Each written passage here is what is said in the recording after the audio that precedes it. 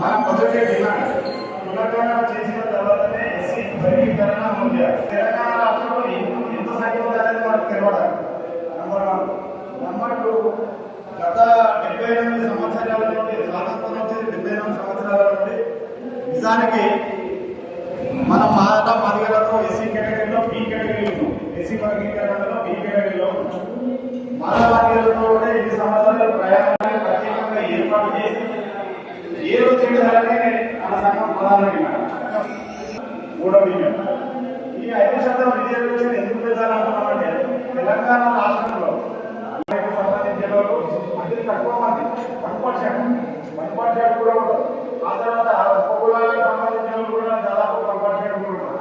అంటే పూర్తి విద్యాపరంగా ఉద్యోగపరంగా ఆ తర్వాత రాజకీయంగా అన్ని రకాల ఒక హామీ ఇచ్చింది. ఏంటిది? 3 కార్పొరేషన్లు ప్రకటిస్తామని హామీ ఇచ్చింది. హామీ ఇవ్వడం వల్ల గతంలో మన ఎస్సీ పార్టీ అంబేద్కర్ అభయాసం పేరుతో ఒక కుటుంబానికి కేసీఆర్ దళిత బంధు పెట్టింది. కాంగ్రెస్ పార్టీ ఏం చేసింది? అంబేద్కర్ అభయాసం అన్న పేరుతో 12 లక్షల రూపాయలు ఇస్తారని చెప్పింది. ఇంతవరకు కూడా పథకం అవ్వలేదు. అది మన 5వ డిమాండ్గా వెంటనే ఏర్పాటు చేసి ప్రతి కుటుంబానికి 12 లక్షల రూపాయలు వెంటనే నిధులు కేటాయించాలనేది మన 5వ డిమాండ్. 6వ డిమాండ్, ఎస్సీ వర్గీకరణ అమలు చేసిన తర్వాత జనాభా తమాషా ప్రకారం మా మేడపుడుగ దంగాలకు రాబోయే రోజులలో 2 ఎమ్మెల్యే సీట్లు కేటాయించాలనేది మనది 6వ డిమాండ్. ఈ ఎమ్మెల్యే సీట్లు ఎందుకంటే దాదాపు ప్రతి కులంలో ఎమ్మెల్యేలు ఉన్నారు, ఎంపీలు ఉన్నారు, ఎమ్మెల్సీలు ఉన్నారు, కార్పొరేటర్లు ఉన్నారు. వాళ్ళ కులంలో ఆ జాతికి ఏమైనా అన్యాయం జరిగితే పోయి అయ్యా మాకు ఈ ప్రాంతాల్లో మేము ఉన్నాం, ఇది మాకు ఈ రకంగా అన్యాయం జరిగిందని చెప్పుకోవడానికి ఎమ్మెల్యేలు ఉన్నారు, మంత్రులు ఉన్నారు. కానీ మన ఒక్క కులంలో మాత్రం ఇంతవరకు ఒక ఎమ్మెల్యే కూడా లేదు, ఒక ఎంపీ కూడా లేడు, ఒక ఎమ్మెల్సీ కూడా లేదు. అది మన 6వ డిమాండ్గా 2 ఎమ్మెల్యే స్థానాలు రానున్న రోజుల్లో 2 ఎమ్మెల్యే స్థానాలు కేటాయించాలనేది. తెలంగాణ రాష్ట్రంలో మాల మరియు సోదరుల తర్వాత మన మేడపుడుగ దంగాలు అధికంగా ఉన్నారు, కాబట్టి మాకు ఒక నామినేట్ ఎమ్మెల్సీ ఇవ్వాలని మన సంఘం తరఫున ప్రధాన డిమాండ్. ఆ తర్వాత త్వరలో తెలంగాణ రాష్ట్రంలో ఇందిరమ్మ ఇల్లు పంపకాలు చేపట్టడానికి సిద్ధంగా ఉంది.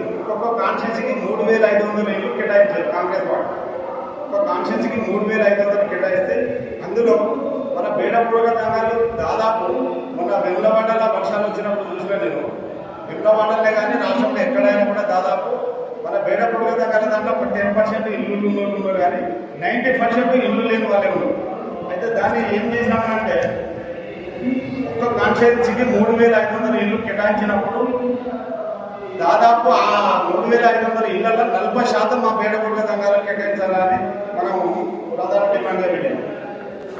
ఆ తర్వాత 10వ డిమాండ్, తెలంగాణ రాష్ట్రంలో నివసిస్తున్న మా మేడపుడుగ దంగాల మన వాడలలో ఇప్పటికి కూడా కనీసం కొన్ని ప్రాంతాలలో సీసీ రోడ్డు కదా మట్టి రోడ్డు కూడా లేదు. ఏదైనా వర్షాలు అవి వచ్చినప్పుడు ఎంత ఇబ్బంది పడుతున్నారంటే దారుణంగా ఇబ్బంది పడుతుంది. కొన్ని ప్రాంతాలలో నేను పోయి చూసినప్పుడు నిజంగా కళ్ళకు దుఃఖం వచ్చేసింది.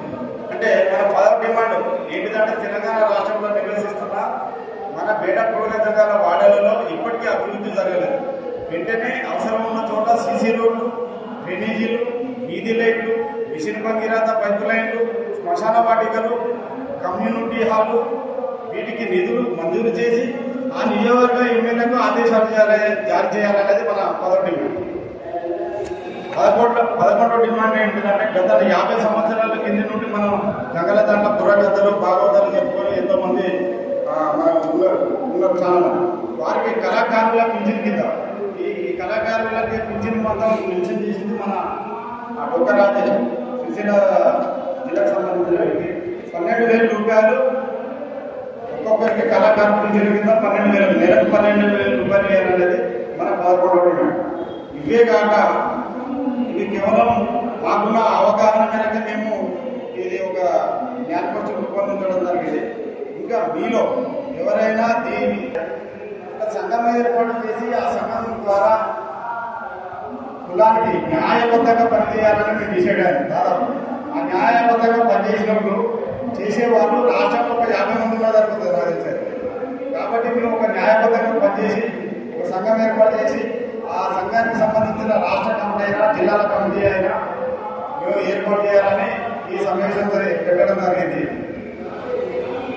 ఈరోజు ఈ సమావేశంలో వాస్తవానికి నేను గతం నుండి మన కనుగోలుకు సంబంధించిన లక్ష్మక్క పేరిందని ఉన్నగానే ఈరోజు నేను దాదాపు ఇప్పుడు ఆమెతో టచ్లో లేను, అక్కతో టచ్ లేను, ఫోన్ నెంబర్ పట్టం చేయడం జరిగింది.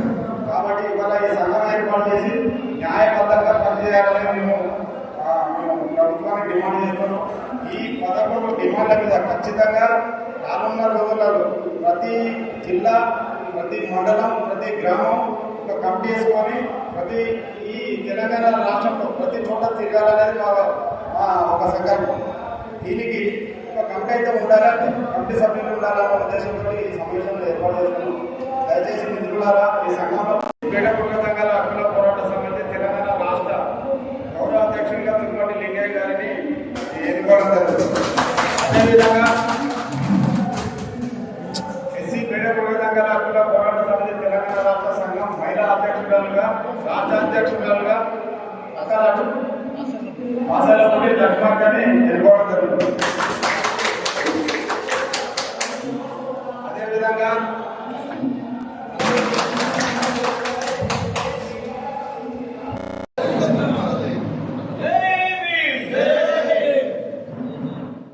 పేదపూర్వ